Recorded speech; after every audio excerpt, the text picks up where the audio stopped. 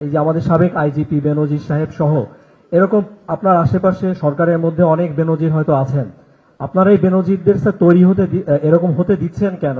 সরকারের তো অনেক এজেন্সি আছে স্যার, আপনারা এই জিনিসটা আগে থেকে কেন আপনারা ধরতেছেন না?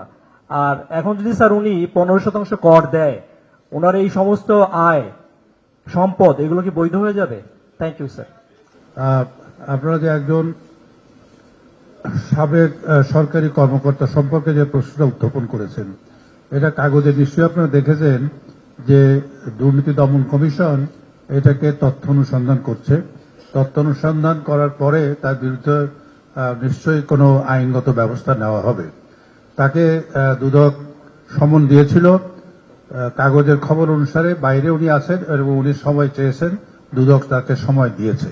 এই তথ্য অনুসন্ধান প্রক্রিয়াটা তো শেষ করতে দিতে হবে এবং তারপরে তার বিরুদ্ধে ব্যবস্থা নেওয়া হবে।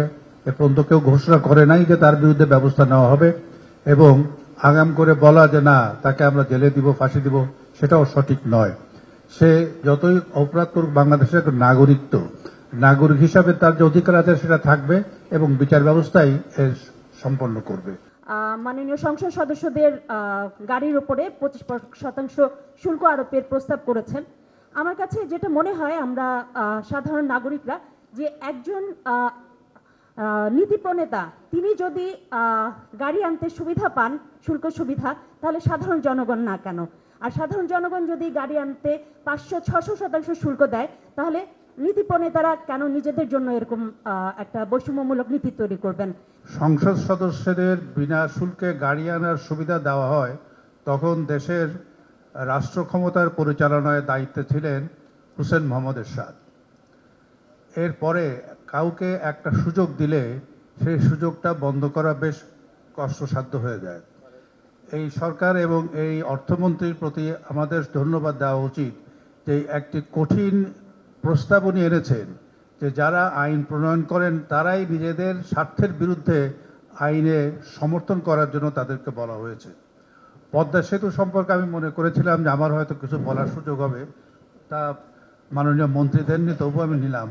পদ্মা সেতুতে বিশ্বব্যাংকের কল্পিত যে সকল দুষ্ট ব্যক্তি ছিলেন তার মধ্যে আমি একজন।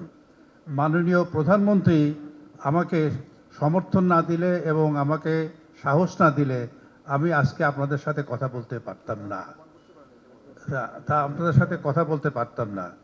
এবং সেটা সহজ হয়েছে, সম্ভব হয়েছে এই জন্য যে আমাদের দেশের কোর্ট না, কানাডার কোর্টে যখন তাদের এই শুনানি শুরু হয়, প্রথম শুনানিতেই কানাডিয়ান কোর্ট বলে যে তোমাদের কোনো গ্রহণযোগ্য সাক্ষ্য প্রমাণ নাই, অতএব এইটা আর শোনার যোগ্য নয়, খারিজ।